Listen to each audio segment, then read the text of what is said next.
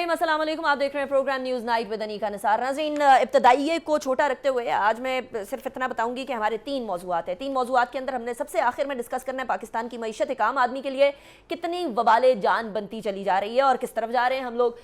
दूसरे सेगमेंट में हम डिस्कस करेंगे कल मेजर जनरल बाबर इफ्तिखार साहब ने एक स्टेटमेंट दिया और आज उसके नतीजे में असद उमर साहब और शीरी मज़ारी साहिबा की कुछ स्टेटमेंट सामने आई। उन स्टेटमेंट्स का भी ज़रा डायसेक्शन करने की कोशिश करेंगे। और पहले सेगमेंट में हम बात करेंगे पाकिस्तान के सबसे बड़े आबादी के तनासुब से सूबे पंजाब की असेंबली का जो कार्रवाई है, जो बजट सेशन है, जो साल का सबसे इंपॉर्टेंट सेशन होता है, वो असेंबली की बजाय ऐवान इकबाल में करना पड़ गया। क्यों, क्या हुआ, ये तमाम मौजूआत सामने रखेंगे। हमारे साथ जो मेहमान मौजूद हैं मैं उनका तारुफ करवा दूँ। उस्मान डार साहब हमारे साथ मौजूद हैं, पाकिस्तान तहरीक इंसाफ के रहनुमा है, साबिक SAPM है। बहुत शुक्रिया आपने हमें ज्वाइन किया। इसके अलावा अली परवेज़ मलिक साहब हमारे साथ मौजूद है, इकनॉमिक टीम का अभी की हुकूमत का हिस्सा भी हैं। इसके साथ साथ MNA है, PMLN से ताल्लुक़ रखते हैं। बहुत शुक्रिया आपने भी ज्वाइन किया। अजहर सिद्दीक साहब हमारे साथ मौजूद हैं जो कि माहिर कानून हैं, उनसे भी जानेंगे कि आखिर ये जो पंजाब में हुआ ये सही हुआ या नहीं हुआ। उस्मान डार साहब, सबसे पहले मैं आपकी तरफ ही आऊँगी। इतने सारे सियासतदान, इतने सारे अक्लमंद लोग बैठे हों पंजाब असेंबली में और उसके बावजूद भी कोई हल ना निकल सके। कमेटी बनाई जाए, 4 अराकीन इधर के 4 अराकीन उधर के, फिर भी कोई हल ना निकल सके। क्या सारे के सारे सियासतदान जो हैं वो हल निकालने के लिए नाकाफ़ी हैं? कुछ नहीं हो सकता सियासत के अंदर, कोई हल नहीं निकल सकता पीसफुल? देखिए अनीका, हालिया दौर में जिस तरह आयन और कानून की धज्जियां बिखेरी जा रही हैं और खास तौर पे जिस तरह एक आलमी साजिश हुई और एक रजीम चेंज हुई, ये भी इसकी भी मिसाल आपको नहीं पाकिस्तान की तारीख में मिलेगी। और जिस तरह की लोटा क्रेसी कभी था 90s में, छांगा मांगा और ये हम सुनते थे, लेकिन अब तो मीडिया की आंख ने सब कुछ दिखाया है यहाँ। और हम खैर इसको हर फोरम पे उठाएंगे और ये गैर आईनी और गैर कानूनी इक़दाम था जो इन्होंने किया। और ये मैं समझता हूँ इस बजट की क्या आईनी और कानूनी हैसियत हो सकती है। मैं उम्मीद करता हूँ जब अजहर साहब की बारी आएगी, क्योंकि मैं लॉ का स्टूडेंट तो नहीं हूँ, ये उसके कानूनी पहलू को जरूर टच करेंगे। जबकि एक स्पीकर नेशनल जो सूबाई असेंबली का है वो मौजूद था, सेक्रेटरी असेंबली मौजूद था जिसने इजलास कॉल किया, गजटेड था, सब कुछ वहाँ था। लेकिन चूंकि ये बस माइट इज राइट, जिसकी लाठी उसकी भैंस, उस पर अमल कर रहे हैं। कानून इन्होंने हम तो ये भी समझते हैं कि हमजा शबाज गैर आईनी वज़ीर आला बन के बैठे हैं। अगर इलेक्शन कमीशन ऑफ पाकिस्तान हमारे 5 अरकान का नोटिफिकेशन कर देता तो आज हमारी अक्सरियत वहाँ ज्यादा है, उसको भी रोक के बैठे हुए हैं। एक तरफ मैं समझता हूँ कि इलेक्शन कमीशन ऑफ पाकिस्तान कठपुतली बना हुआ है, वो हुकूमत वक्त के हाथों में खेल रहा है, वो अपनी आईनी जिम्मेदारियां पूरी नहीं कर रहा। और दूसरी तरफ ये जो आज ईवान इकबाल में इजलास हुआ और उस बजट को लेके जो ये तकरीरें कर रहे हैं, इसकी कोई आईनी और कानूनी हैसियत नहीं है। और हमें पूरी उम्मीद है अगर हम सुप्रीम कोर्ट ऑफ पाकिस्तान में या पहले लाहौर हाई कोर्ट, जहाँ भी हम पहले जाएंगे, हमें इंसाफ की उम्मीद है, हमें इंसाफ मिलेगा। अच्छा, लेकिन आपने एक बात फरमाई है कि आईनी, कानूनी, गैर आईनी हुकूमत है। हम ना इस हुकूमत को मानते हैं, ना इस वज़ीर आला को मानते हैं, ना इसके डिसीजन को मानते हैं, ना बजट को मानते हैं, ना इसके इजलास को मानते हैं। लेकिन आपको याद है गैर आईनी इक़दाम आपका भी वो आर्टिकल 5 वाला कासिम सूरी साहब की जो स्पीकरशिप के अंदर, क्योंकि स्पीकर साहब तो उस टाइम पे थे नहीं, डिप्टी स्पीकर के तौर पर वो उन्होंने आर्टिकल 5 के हवाले से एक रूलिंग दी थी, वो भी गैर कानूनी था। यानी अगर ये भी गैर कानूनी गैर आईनी काम कर रहे हैं PMLN वाले, आप भी गैर कानूनी गैर आईनी काम कर रहे हैं, तो हमारी पार्लियामेंट के हाथ में जो आइन हमने दिया हुआ है उसका तो अल्लाह ही हाफिज। नहीं, देखिए अब दूसरी तरफ फिर आप ये कहना चाह रही हैं कि पंजाब के 12 करोड़ अजीम लोगों के मुस्तकबिल का फैसला ईवान इकबाल में और PC होटल में इजलास करके होगा, या फ्लैटी होटल में होगा, या रायगढ़ में होगा।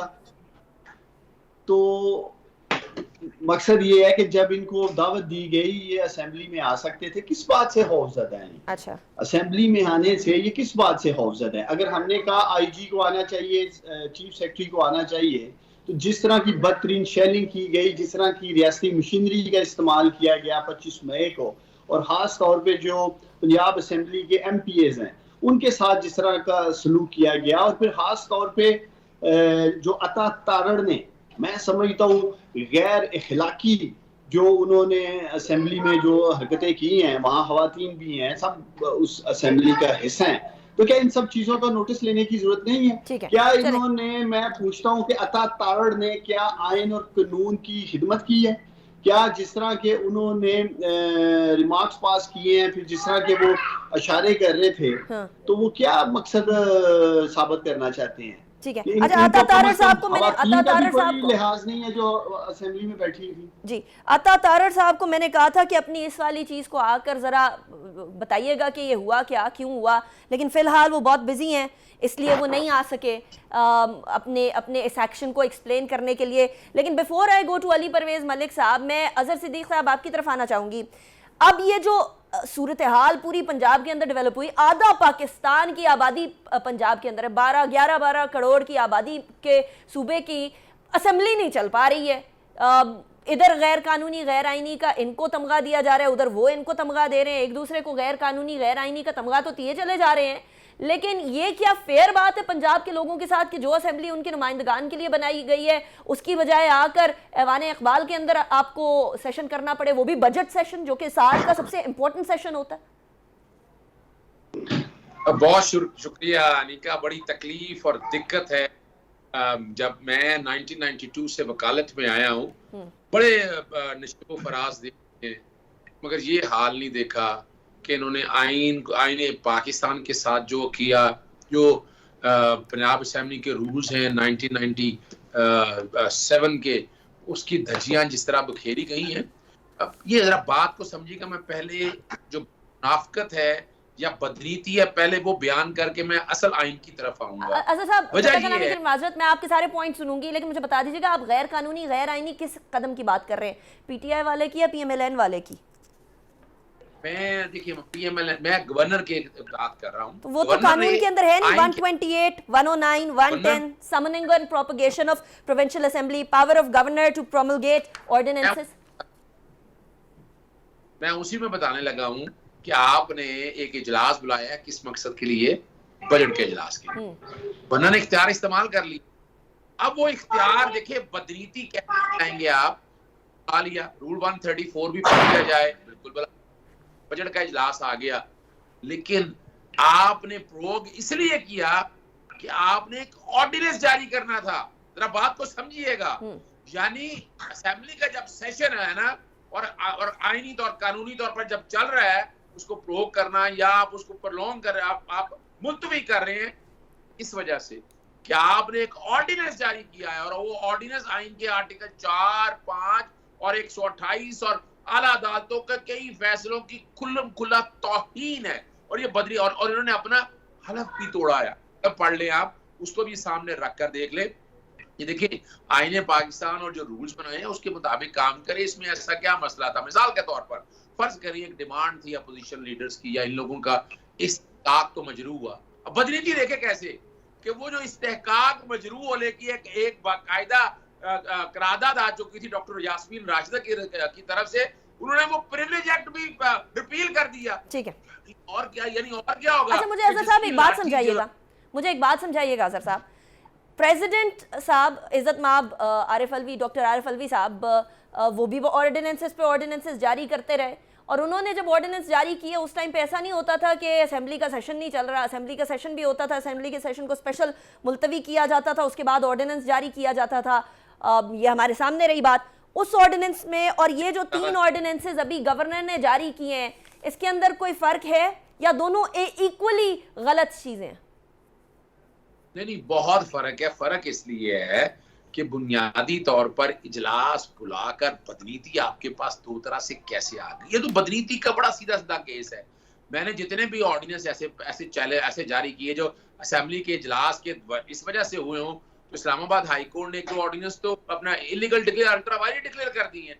लेकिन सारे देखें वो आइन के आर्टिकल 89 और 128 बड़े क्लियर है। ऑर्डिनेंस देने का बिल्कुल इख्तियार है, अगर नहीं होगा तो फिर तो निजाम नहीं चल सकता। लेकिन सवाल बड़ा सीधा है कि असेंबली का इजलास बुलाने के बाद ऑर्डिनेंस दिया, और ऑर्डिनेंस दे के उसका नाजायज इस्तेमाल कैसे किया कि इजलास पंजाब असेंबली की बजाय वाने के बाद। ठीक है, चलें, मुझे अली परवेज मलिक साहब की तरफ भी जाने दीजिएगा। अली परवेज मलिक साहब, मुझे अफसोस हुआ ये देखकर कि इतने पैसे लगाकर पंजाब असेंबली बिल्ड हुई और उसके बाद इजलास करना पड़ रहा है तो ऐवान इकबाल के अंदर करना पड़ रहा है। कुछ लचक हुकूमत की तरफ से भी हो सकती थी। मैंने सुना कि हुकूमत ने बोला है कि जी किसी भी फॉर्म के अंदर आईजी माजरत नहीं करेंगे, किसी भी तरीके से कोई माजरत नहीं करेगा। वो कमेटी क्यों बनी थी? फिर कमेटी का क्या बना? फिर ये वफाकी हुकूमत और पंजाब हुकूमत दोनों इसी तरीके से चलती रहेंगी? शुक्रिया अनीका, आपने अपने प्रोग्राम में याद किया। देखें, मैं पहले जो यहाँ पे गुफ्तगू हुई उसके ऊपर थोड़ी सी बात कर लेता हूँ और फिर बिल्कुल आपके सवाल के ऊपर आ जाऊँगा।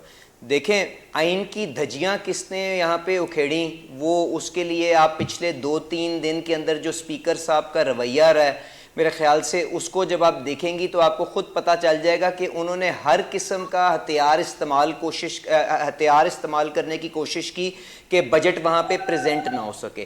पहले उन्होंने अता तारड़ साहब वाले मामले के ऊपर अपनी ज़िद बना ली, जबकि आइन के अंदर बड़ा क्लियरली लिखा हुआ है कि जी 5 एडवाइज़र्स की गुंजाइश मौजूद है।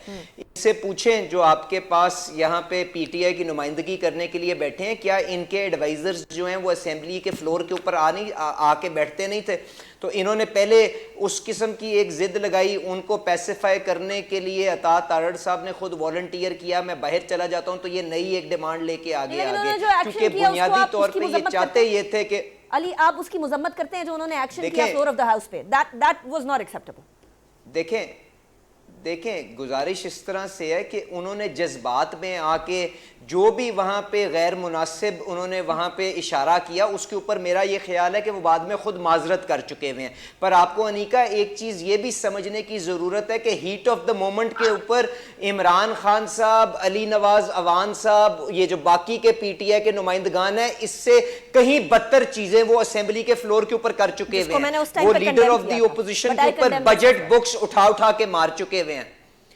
I condemned it back then and I condemn it right now. Ali Parvez Malik साहब, आप एक बहुत जिम्मेदार एमएनए, आप कंडेम करते हैं। चले अता तारड़ साहब ने तो जो माजरत की वो की या नहीं की, बट आप कंडेम करते हैं। आपसे बिल्कुल गैर मुनासिब था और हमें सबको अपने जज्बात को कंट्रोल में रखना चाहिए, ठीक है जी। यहां से अब हमने ये मामला तय कर लिया तो हम आगे चलते हैं। अब गुजारिश ये है कि जो ये गवर्नर का यहाँ पे कॉन्डक्ट जो है जिसको क्वेश्चनेबल बना रहे हैं, तो मुझे आप ये बताइएगा, आर्टिकल 109 आपने इनको पढ़ के बता दिया, अगर वहां पे कन्वीन करने का भी असेंबली का इजलास इख्तियार गवर्नर के पास है, प्रोग करने का भी इख्तियार उनके पास है, तो मुझे बताएं इसमें गैर जरूरी या गैर आईनी क्या चीज थी कि अगर उन्होंने ऐवान इकबाल में मजबूरी के तहत अपना इजलास शिफ्ट कर लिया? अगर स्पीकर साहब इतने बहादुर आदमी थे और वो चाहते थे कि इस मिशन को आगे लेके चलते, तो क्यों अपने मेंबरान के साथ वहां पे ऐवान इकबाल के अंदर नहीं चले गए? अगर स्पीकर वहां पे मौजूद होता तो डिप्टी स्पीकर बिल्कुल प्रिजाइड ना कर सकता। क्यों डर के वो अपने जो वहां पे सेक्रेटरी असेंबली है उसके पीछे छुप गए और खाली ऐवान के अंदर अपने बंदे लेके वहां पे उन्होंने इजलास मुनक्किद कर दिया? और जहां तक ऑर्डिनेंस की बात है, वो भी आपने बिल्कुल बता दिया इनको पहले कि जरा ट्रैक रिकॉर्ड निकालने के पीछे 3.5-4 साल के अंदर पाकिस्तान तहरीके इंसाफ का क्या तरीका कार रहा है कानून साजी के अंदर, और उसका मुआजना कर लें पिछले 2-3 महीने से, तो आपको खुद पता चल जाएगा। मैं कतन ये नहीं कह रहा कि ऑर्डिनेंस जो होता है वो एक प्रेफर्ड वे ऑफ लेजिस्लेशन होता है, पर आप मुझे बताएं, अगर एक पार्टी इस मुल्क के आइन, इस मुल्क के दस्तूर को ही ना माने, एक बंदा जिसके पास 200 मेंबरान मौजूद हो पंजाब असेंबली के, उसको चीफ मिनिस्टर ही ना माने, एक हुकूमत को जो अपना बजट प्रेजेंट करना चाहती है ताकि आपके डे टू डे जो बिजनेस है वो कंडक्ट कर सके, लोगों को आपकी मुफ्त दवाइयां मुहैया कर सके, आपके डेवलपमेंट के काम को आगाज कर सके, तो मुझे बताएं उसके अंदर और क्या सूरत हाल बनती है? क्या इनसे हम असेंबली के अंदर लड़ाई करते? परवेज अलाई साहब को जिस तरह से उन्होंने इशारे करके गुंडे असेंबली के अंदर मंगवाए, क्या हम भी अपने बंदों को बुलवा के स्पीकर को घसीट के बाहर भेज देते? अली परवेज साहब, अभी हमजा शहबाज शरीफ साहब चीफ मिनिस्टर हैं और PMLN और पीपल्स पार्टी कहते हैं हम पुरानी जमहूरी जमातें हैं। ये तो चले नए आए, पाकिस्तान तहरीक इंसाफ पहली दफ़ा इख्तदार में आई थी, पहली दफ़ा इतनी दूसरी या तीसरी दफ़ा खुल के इतनी डट के ऑपोजिशन कर रही है, लेकिन आप लोग तो बातचीत से कोई हल नहीं निकल सकता था। परवेज इलाही साहब तो बड़े पुराने सियासतदान हैं, उनके साथ तो आप लोगों के ताल्लुकात भी बड़े अच्छे रहे थे किसी ज़माने में, कोई बातचीत नहीं हो सकती थी। अनीका, जब आप एक हादसे की तलाश के अंदर हो ना, और जब आपकी उम्मीद ये हो कि जिनको आप न्यूट्रल कह के न्यूट्रल होने के ताने देते रहे और जिनको कहें कि न्यूट्रल तो सिर्फ जानवर हो, जब आप उनको सियासत के अंदर घसीट के लाना चाहते हैं और आपकी नीयत के अंदर फतूर हो ना, तो बातचीत से मसले हल नहीं होते। मुझे बताएं, जब अदालत का फैसला मौजूद था नेशनल असेंबली के अंदर के जी आप वोट करवाएं, वोट ऑफ नो कॉन्फिडेंस के ऊपर प्रोसीड करें, तो क्यों इन्होंने वहां पे जो डिप्टी स्पीकर और स्पीकर के पीछे छुपना वहां पे पसंद किया? क्यों नहीं वोट करवाया? तो आप मुझे बताएं, क्या इतनी नाइव है आप, इतनी ये चीज इनकी इनकी जो नीयत के अंदर फतूर है उसको मानने को तैयार नहीं है कि इन्होंने सिर्फ और सिर्फ हादसे की तलाश में है और कुछ नहीं है, ताकि ये चाहते ये हैं कि हमारे जो गैर सियासी जो यहाँ पे रियासत के इदारे हैं उनको सियासत के अंदर घसीट के लाएं और वो इनके साथ खड़े होकर इनको हुकूमत में दें, तो फिर ये निजाम को आगे चलने देंगे। की बात तो आप ना करें, उसकी जज मैं नहीं हूं अल्लाह ताला, लेकिन मुझे ब्रेक की तरफ जाने दे और ब्रेक के बाद वापस आएंगे। तो आपने बात कर ही दी है कि जो न्यूट्रल्स हैं उनको बार बार सियासत के अंदर घसीटना चाह रहे हैं, तो जरा ये भी बात कर लेते हैं। कल DG ISPR major general Babar Iftikhar ने एक बात कही, उस बात को भी आपको सुनवाएंगे और उसके जवाब में क्या आया वो भी सुनाएंगे एक ब्रेक के बाद।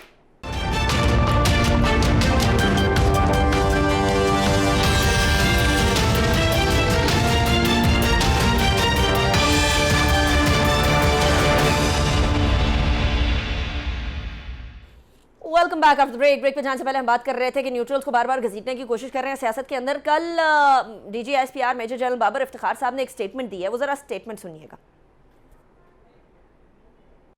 हमारी तरफ से जो कुछ भी बताया गया उसमें बहुत क्लियरली ये बता दिया गया था कि there is no evidence of any conspiracy in this whole. बिल्कुल ठीक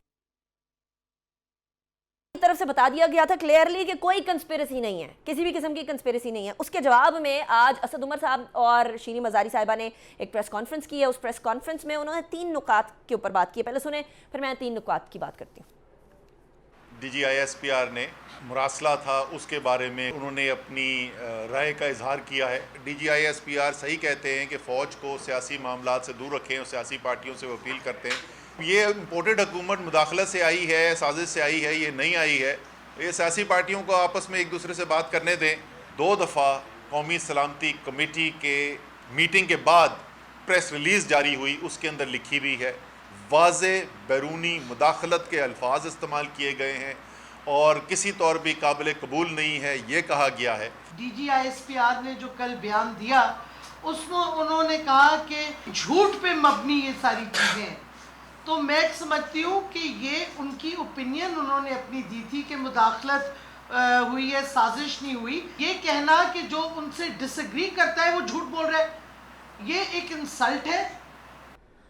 ये स्टेटमेंट सुनने के बाद 3 नुकात बड़े अहम हैं। एक तरफ तो पाकिस्तान तहरीक इंसाफ के रहनुमाओं ने कहा है कि ये पॉलिटिकल स्टेटमेंट है। क्या कोई इदारा पॉलिटिकल स्टेटमेंट देता है या फिर अपनी एविडेंस के बेस के ऊपर कोई बात करता है? दूसरा, ये ओपिनियन है, राय है। असद उमर साहब ने भी फरमाया, उस्मान डार साहब, और साथ ही साथ शीरी मजारी साहिबा ने भी यही फरमाया कि उनकी राय है। तो इदारा राय तो नहीं देता, इदारा वही बात की एविडेंस की बेस के ऊपर कोई जुडिशल कमीशन भी बनेगा, वो भी इदारे को से एविडेंस की बेस के ऊपर बात मांगेगा, स्टेटमेंट मांगेगा, तो वो एविडेंशियल स्टेटमेंट होगी। उसके बाद फिर कहा गया कि जी आपने कंस्पिरेसी की बेसिस के ऊपर हमें झूठा करार दे दिया। तो कहीं भी किसी भी जगह पर मैंने बार बार सुना डीजी ISPR की स्टेटमेंट, मुझे कहीं वो झूठा करार देने वाली स्टेटमेंट नजर नहीं आई है। उस्मान डार साहब, ये कंट्रोवर्शियल करने का तरीका है क्या? अगर इदारे न्यूट्रल हो गए हैं या इदारे न्यूट्रल हैं तो आप उनको वापस घसीटना चाह रहे हैं किसी तरीके से, कंट्रोवर्शियल करके कि आए किसी तरीके से मदद करें? What is happening?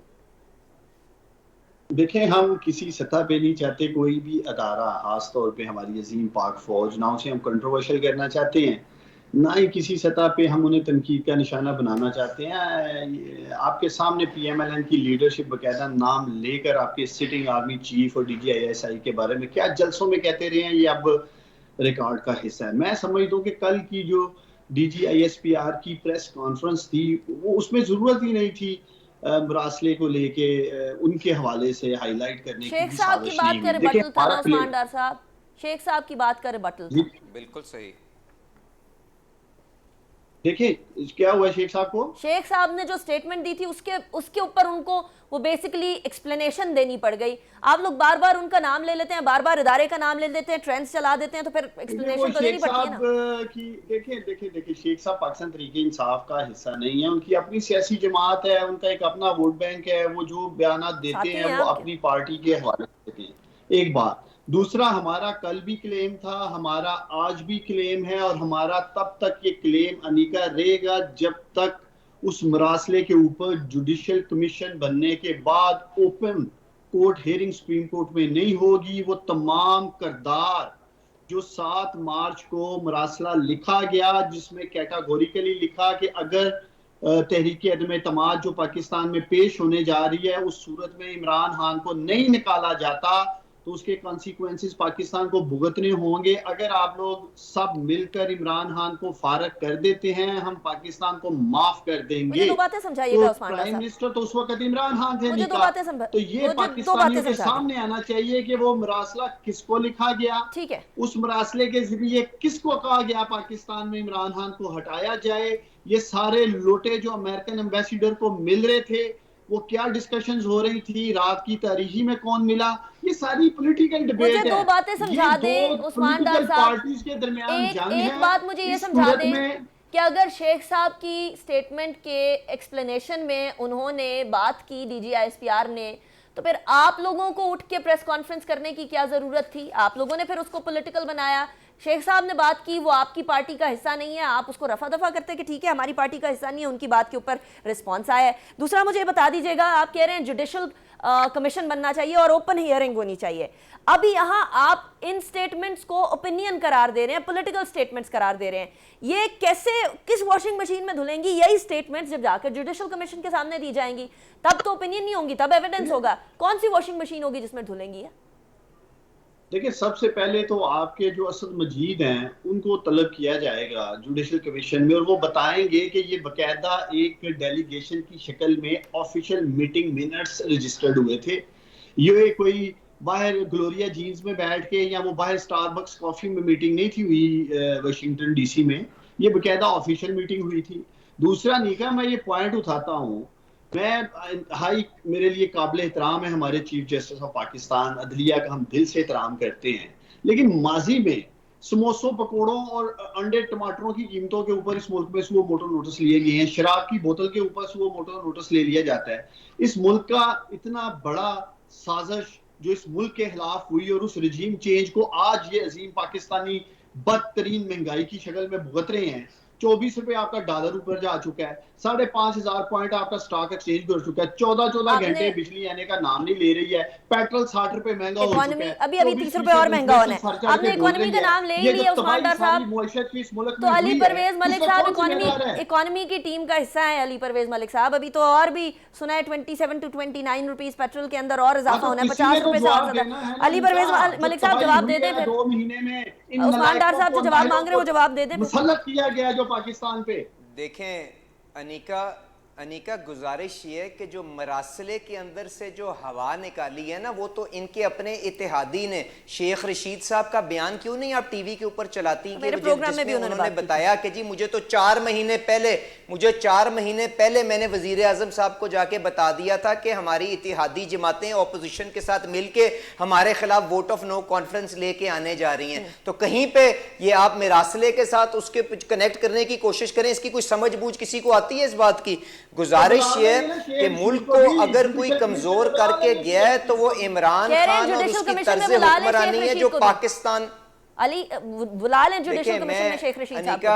अब बेहतर ये होगा कि डार साहब को कहें अपने जज्बात को काबू रखें, मुझे जवाब देने दें, अपनी बारी पे जो मर्जी बोलते रहें। जहां तक असद मजीद साहब वाला मामला है जी, मुझे जहां तक असद मजीद साहब वाला मामला है, जहां तक मेरी मेमोरी मुझे सर्व करती है, तो जो दूसरी नेशनल सिक्योरिटी काउंसिल की मीटिंग हुई थी उसके अंदर असद मजीद शायद मौजूद थे, और उसके बाद जो वहां से बयानिया बाहर निकला था, उनकी जो स्टेटमेंट आई थी उसके अंदर यही कहा गया था कि कोई कॉन्स्पिरेसी का एलिमेंट हमें नजर नहीं आया। तो ये अब इनकी तसल्ली के लिए, इनकी ख्वाहिशात के मुताबिक चीफ जस्टिस ऑफ पाकिस्तान भी सुओ मोटो ले ले, इनकी ख्वाहिशात के मुताबिक चीफ इलेक्शन कमीशन भी इस्तीफा दे दे, इनकी ख्वाहिशात के मुताबिक इलेक्शन भी आज हो जाए, तो इस तरह से तो निजाम नहीं चलता। आपके पास एक आईन, एक दस्तूर मौजूद है, उसके मुताबिक चीजें आगे चलेंगी और इंशाल्लाह जो कानून है वो अपना रास्ता खुद निकालेगा। अली साहब, इसी पॉइंट के ऊपर जरा ब्रेक लगाइएगा। मैं मईशत वाला जो सवाल है उसका जवाब एक ब्रेक के बाद लूंगी। See you after break.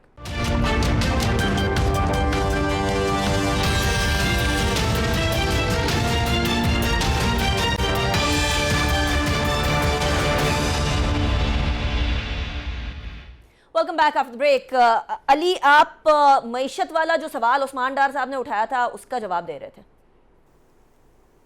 जी, मैंने पहले आपको असद मजीद साहब वाला बयानिया बता दिया कि वो नेशनल सिक्योरिटी काउंसिल की मीटिंग में दूसरी में मौजूद थे और उसके बाद भी यही तय किया गया था कि कोई यहाँ पे कॉन्स्पिरेसी नहीं हुई। अच्छा, गुजारिश इस तरह से है कि मुझे बताएं आज हमारी मईशत की बुनियादी मसला क्या है जिसकी वजह से हमें IMF के आगे हम घुटने टेकने के ऊपर मजबूर हो गए हैं? क्या उसकी जिम्मेदारी हमारे ऊपर आती है? क्यों नहीं चलाती हैं आप असद उमर का वो बयान जिसके अंदर वो खुद आके कहता है कि 40 दिन के अंदर आप किसी भी हुकूमत को कटहरे में नहीं खड़ा कर सकते उसकी माशी मैनेजमेंट के ऊपर? बुलाएं उसका वो बयान टीवी के ऊपर चलाएं। अली परवेज मलिक साहब, आप इससे पहले भी बहुत सारे अपने अपने टेन्योर्स गुजार चुके हैं, सो इट्स नॉट जस्ट कि ये वाले 2 महीने।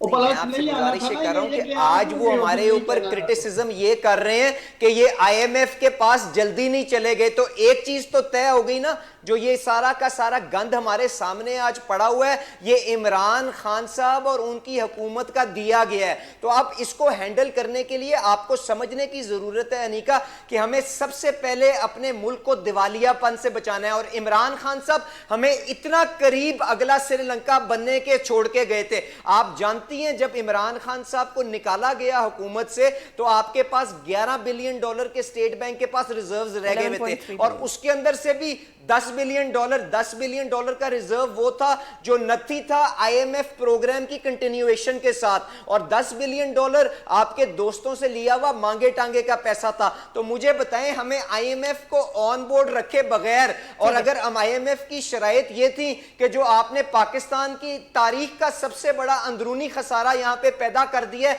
5000 अरब का, उसको जब तक आप कटेल नहीं करेंगे तो हम आपको पैसे एक्सटेंड नहीं करेंगे। तो मुझे बताएं, क्या हम मुल्क को दिवालियापन देते? क्या हम मुल्क के अंदर कितारें लगने देते जिस तरह की श्रीलंका में हमने देखी, अस्पतालों के बाहर, फार्मेसीज के बाहर, पेट्रोल पंप्स के बाहर? तकरीबन 2 दर्जन दफा IMF के पास जा चुके हैं। मुझे क्विकली इसका आंसर दीजिएगा, फिर मैंने उस्मान डार साहब की तरफ और अजहर सिद्दीकी साहब की तरफ जाना है। हम तकरीबन 2 दर्जन दफा IMF जा चुके हैं, कब हम खुद नसारी की तरफ आएंगे? कब हम कर्जे ले लेकर भिखारी पना कर करके ये मुल्क को चलाएंगे? इस तरह तो घर भी नहीं कोई चलता इतने सालों।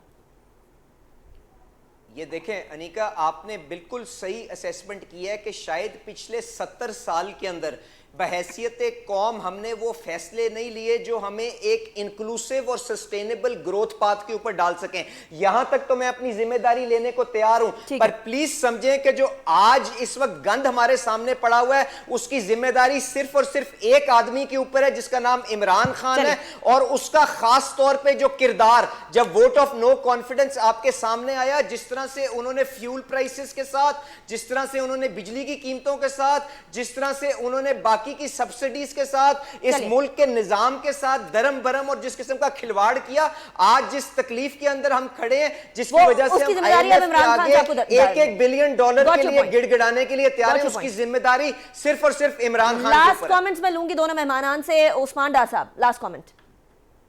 देखिए, मेरा इनसे सवाल ये है, इन बेशर्मों से, कि भाई गवर्नमेंट तो तुम लोगों ने छीनी है, कनपट्टी पे तो नहीं इमरान खान ने तुम लोगों की बंदूक रखी है। सुनो मेरी बात, इनको क्या अपनी जुबान अपनी ठीक करें, वरना इनकी इसी जुबान के अंदर जब इनको दुनिया के अंदर मैं लेके जाऊंगा ना, इनका जो किरदार रहा है और जो कंटेनर के ऊपर गुफ्तगू करते रहे और जो नेक नामी ये दुनिया की अदालतों के अंदर इकट्ठी कर चुके हैं, अपना लहजा और अपनी जुबान ठीक करें। 14 घंटे बिजली जा रही है, तुम लोग इतने नलायक हो, 5,500 स्टॉक एक्सचेंज गिर गया है, नलायक हो तुम लोग, नलायक। लेट जाना बैठ के इमरान खान कुछ भी समझ नहीं आएगा किसी को।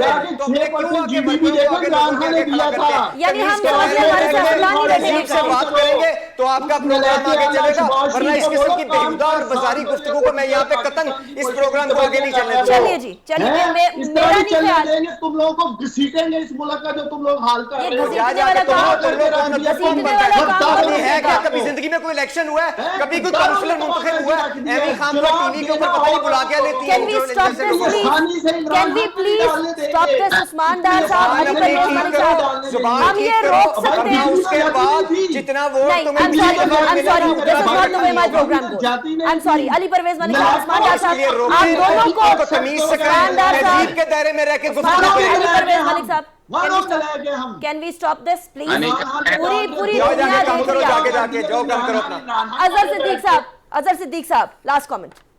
देखिए, बात बड़ी सिंपल सी है और कोई बड़ी रॉकेट साइंस नहीं है कि जिस बुनियाद पे हुकूमत गिराई गई वो 3 वजूहात थी कि एक तो महंगाई कंट्रोल नहीं हो रही थी, पेट्रोल की कीमतों पे और डॉलर पे, वो तीनों जैसे भी मेंटेन कर रहे थे। शौकत अजीज साहब, शौकत तरीन साहब आप लोगों के सामने है सवाल ये है कि कोई नई चीज तो ऐसी कोई अभी आई नहीं थी। पुराना बजट जून तक तो ये कम से कम ये चीजें इन्होंने जो तय थी, वो जो बजट के टारगेट थे वो तो इनके जिम्मे था, इन्हें पूरे करने चाहिए थे। ये तो जाके मामला जुलाई से शुरू होना था। जुलाई में आकर कोई नई चीजें आती, नए टैक्सेस आते तो फिर समझ में आती। ये बुनियादी तौर पर जो समझना है ये टोटल फेलियर है। वेरी क्विकली टोटल फेलियर कब ठीक हो सकता है? आप कह रहे हैं टोटल फेलियर है गवर्नमेंट का। अली परवेज मलिक साहब, मेरे लिए अजहर साहब काबिल एहतराम है, उनसे मैं गुजारिश करूंगा, पाकिस्तान तहरीक इंसाफ ने जब बजट दिया था तो क्या जो खसारे का अंदाजा लगाया था, और ये जो साल इख्तिताम होगा उसका खसारा जो है उसका मुआवजा कर लें, इनको इनकी बात का खुद ही जवाब मिल जाएगा। चलिए जी, उस्मान डार साहब, इसका लास्ट रिप्लाई लास्ट रिप्लाई ये है कि हमने 1400 अरब रुपया कलेक्ट किया है और ये अगले बजट में 900 रख रहे हैं। जो टारगेट हमने सेट किए हैं, जीडीपी खुद मान रहे हैं 6%, अगली इन्होंने 5% खुद कर दी है जीडीपी रेशो। तो ये तो रिवर्स ले आ रहे हैं। इमरान खान ने मुआशी तरक्की को टॉप गियर लगाया था, ये रिवर्स लेके जा रहे हैं। आई विश पहला गियर या दूसरा गियर लगाने के लिए एक बार फिर सारी सियासी जमातें इकट्ठी बैठे। मेरे प्रोग्राम में जो हुआ, अल्लाह करे इस तरह की डिस्कशंस जो बैठकर मुल्की तरक्की के लिए उसके अंदर ऐसा ना हो। अली परवेज मलिक साहब, thank you very much. Usman Dar साहब, बहुत शुक्रिया। अजहर सिद्दीक साहब, आपका भी बहुत शुक्रिया, आपने ज्वाइन किया। इसी के साथ अनीका निसार को इजाजत दीजिए। अपना बहुत ख्याल रखिएगा। अल्लाह हाफिज।